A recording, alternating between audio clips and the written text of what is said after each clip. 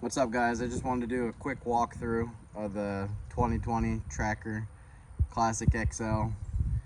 I bought it last May, so next month I believe May 5th, Cinco de Mayo will be a year for me. Um, I've been super happy with it so far. This is the first brand new boat I've had. I've had a lot of fiberglass boats. Had a couple of nitros, like older 90s ones. Had a few bass trackers, the riveted style ones, and they leaked like a sieve, and I just wanted something brand new. The wife said if I bought another boat, it had to be brand new, so I went with this bad boy. Thankfully I bought it last year because of the price increase for the 2021s. If I would have waited a year, I don't think I would have bought it, just because the next model up, there's a lot of stuff that kind of like creature comforts that I probably would have wanted instead. I would have paid, a couple thousand more just to bump up to the next one up. One being the woven floors instead of the carpet. I really like those. I know a couple of guys that have them, including my dad. He's got a Pro 170 and it's got it, and it's just nice. The carpet's nice. It's nice on your feet, but I don't know. I'm not a huge fan. It stains, and yeah, you can wash them, but I mean, I'd rather spend time fishing than cleaning my boat.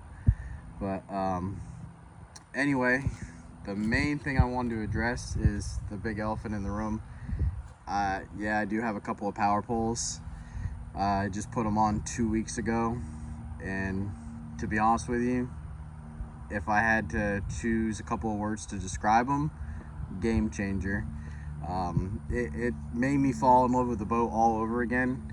Honestly, like after fishing with my brother and a couple of other buddies, they all had poles on their bigger boats, and they were just able to fish a lot more efficiently than me. I had to throw out an anchor if I wanted to sit still, and it would take so much time away from fishing. And even with an anchor down, you're twisting around. These boats aren't that heavy, so they're going all around. You need two of them really, one in the front, one in the back on opposite sides to make it effective. It's just big pain in the butt. So that was my big purchase on the boat so far. A lot of guys I knew do the trolling motors and graphs and stuff, and that stuff is coming next, but for me it was power poles. Like I have a few lakes and mainly the river that I fish, and I have my spots, so everything's memorized. I am going to upgrade that other stuff here next now that I have the poles, but for me the power poles were 100% game changer. Like, if you don't have them, I would get them.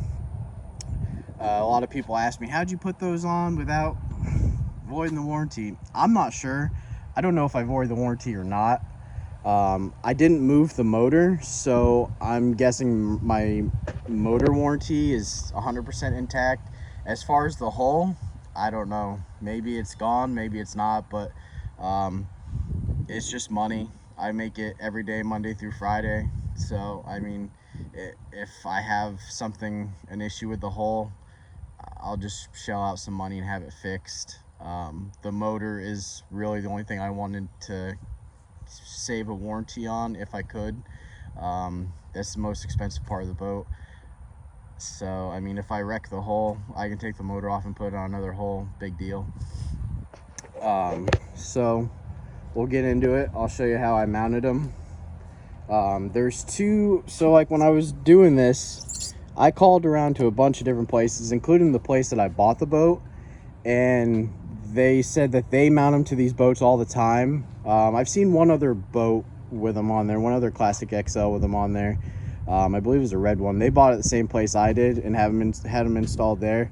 So I called them and I asked them how they did it, and they said they do use the universal brackets. The brackets go to the transom, then the power poles go on the bracket. They said the only thing that does affect is a hole shot, but it is a give and take thing, because if the power pole goes down or a power pole goes down, you can take the one power pole off the bracket and still have one and still have your boat and go out fishing.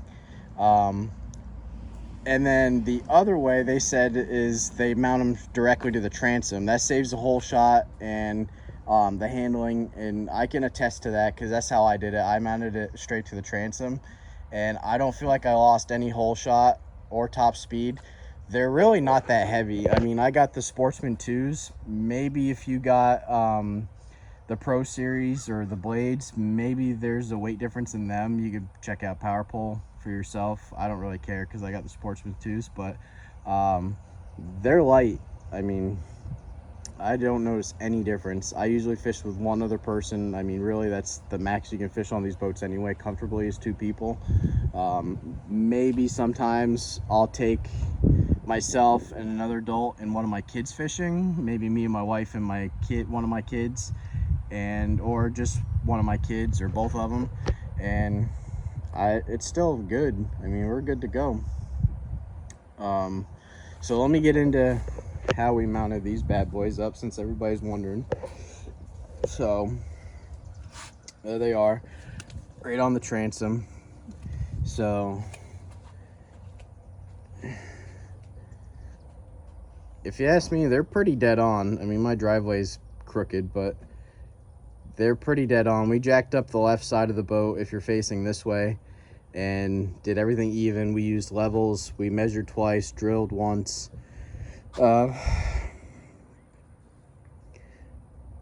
It wasn't that hard of a process. I mean, it took us, I think, an hour total before we had them working. So when you get the power poles, you'll have the little key fob on the lanyard. Each power pole comes with a lanyard and one of these dash buttons. So I just screwed that right onto the dash. And so if I want to use that right there, I can use that. I use the lanyard a lot, especially when I'm at the front of the boat.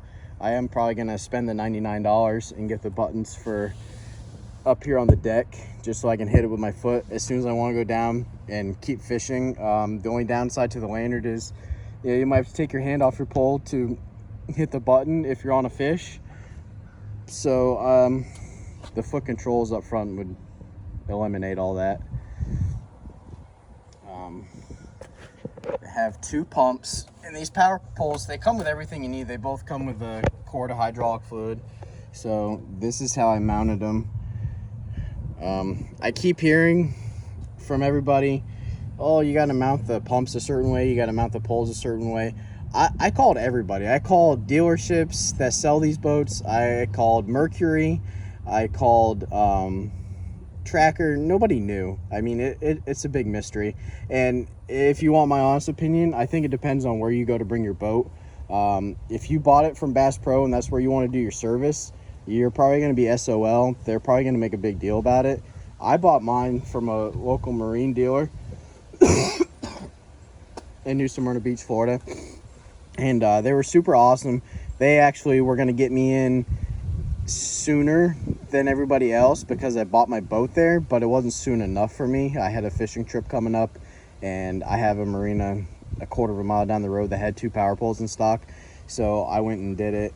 I picked them up and we threw them on the night before. So they don't come with templates. So what we did is, one of us held this thing up, and I put blue painter's tape on here. We held this power pole up, and then we marked it, each hole with a marker.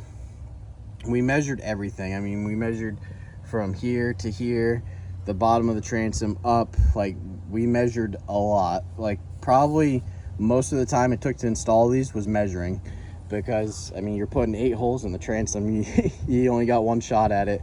So if you don't feel comfortable with that, I would definitely have a professional do it. Excuse me. So they came out pretty good. Excuse me. I'm getting over my allergies this spring.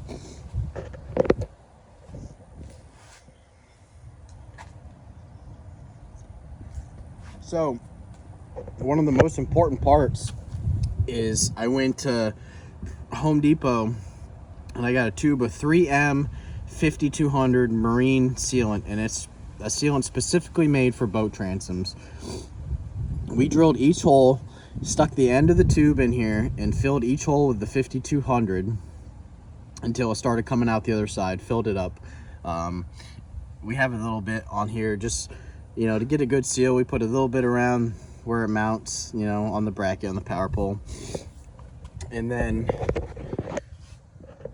as you can see in here, it's kind of a mess, but I mean, big deal. Nobody's gonna see it with the lid closed. I don't have a drop of water getting in through those holes, I can tell you that, because there's a 7-day cure, and I took the boat out and I fished it all day the day after I put it in, less than 24 hours later, and I didn't have a drop of water. So it's definitely watertight now after a couple of weeks.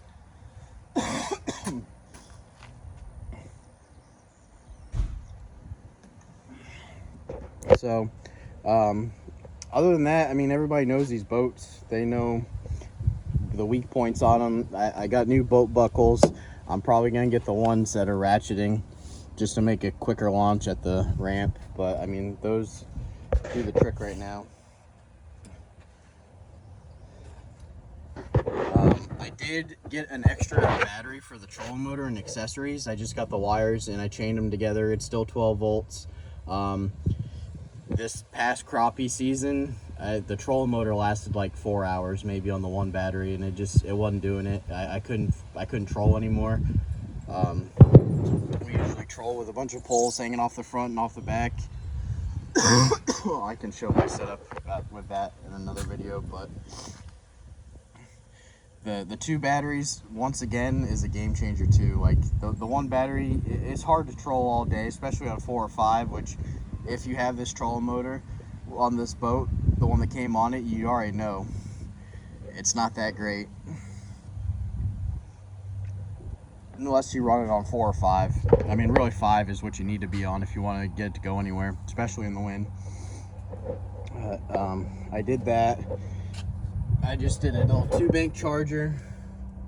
It'll charge the 2 batteries since they're tied together. It'll be slow, but I mean, I fish on the weekend, so it's got all week to charge them. The power poles are on my cranking battery, so that doesn't take away from anything other than the charger.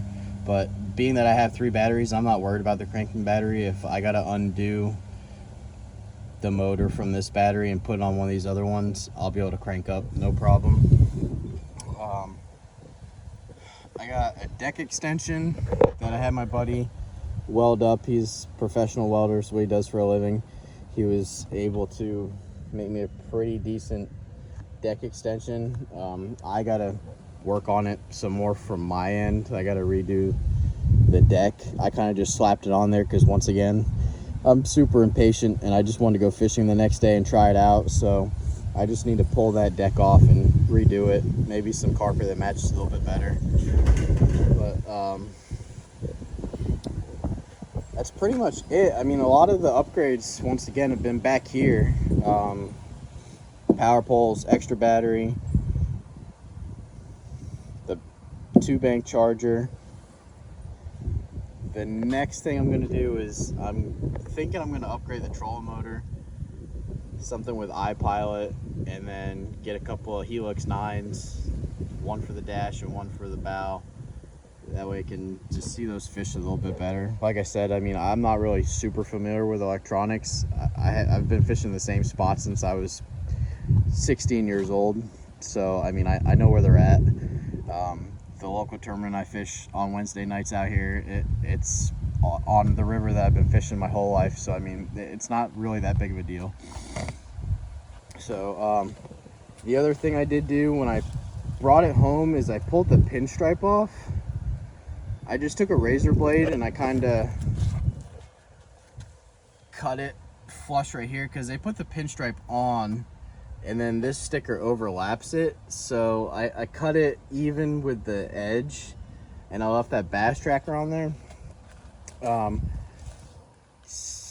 Considering getting it wrapped next, I'll probably do that myself. Me and my brother just order like a $500 wrap and throw it on there. I love the black, but it's super hard to keep clean, especially with the tannic water down here in Florida. That's really the only complaint I have with the powder coat. I mean, it chips, and once again, I see everybody on Facebook or wherever, all these pages, oh, I need touch-up paint. Like, it's a $14,000 boat. Anyway, that's what I paid for it. 14.4 out the door. I mean, I'm worried about getting my money's worth out of it and getting pleasure out of it more than I am what it looks like. Looks are cool, but I mean, function is way cooler. So I'm not super picky about the powder coat chipping. If I go to sell it, like I said, maybe it'll have a wrap on there and nobody will know. I mean, I'll be upfront with them and let them know it chips. I mean, but that's just the name of the game. It's black, so it's not really hard to match. I know a lot of guys use nail polish and this and that, but I mean, I'm not even gonna bother, honestly, because that's something that'll drive you crazy if you have to come home and fix a little chip in the powder coat every time you come home from fishing. Definitely has its battle scars here and there from docks, for sure, up here. So, but yeah, that's it. I mean, hopefully that cleared some stuff up about the power poles. I wish I had more information for you, but I mean, I tried to do my research and I wasn't getting anywhere. Like I spent all day on the phone one day between trying to find the power poles and then asking people how to do them. And I mean, Mercury didn't even have an answer for me. I asked the people at Mercury and they're like, well, we have no clue. You know, they're like, yes, you're not supposed to. The only thing they said is you're not supposed to remove the motor. Only a dealership can do that without voiding the warranty. So I knew 100% I wasn't going to remove the motor. I mean, I don't know. I guess when I take it in for its first service, I'll find out. But like I said, it's not going to break my heart if I don't have a warranty on the hull anymore. You know, I'd rather enjoy the boat while I have it. And, you know, they're going like crazy, so I can see in a year or two when I'm ready to get rid of this one, maybe even less than that. I mean, I'm already looking into getting a 190 or 195. I can still get my money out of it. I'm going to sell with the poles, obviously, because it's on the transom, but I mean, I think the value's still there, especially with the power poles. If I were to remove anything, if I sold it, it would probably be the Grafs and troll motor. If I upgrade them, I would just save the old stuff and put it back on there. But I mean, whoever wants to buy it, they can have it with the poles. That's definitely going to be a selling point right there. So, but other than that, I mean, I'm not going to bore anybody with the details. You guys own these boats. I mean, you know all about them. So this is just mine, how I have it set up right now. And if I do anything else, then I'll definitely make a video and we'll go from there. So thanks for watching, and hope the little bit of information that you got about mounting them and putting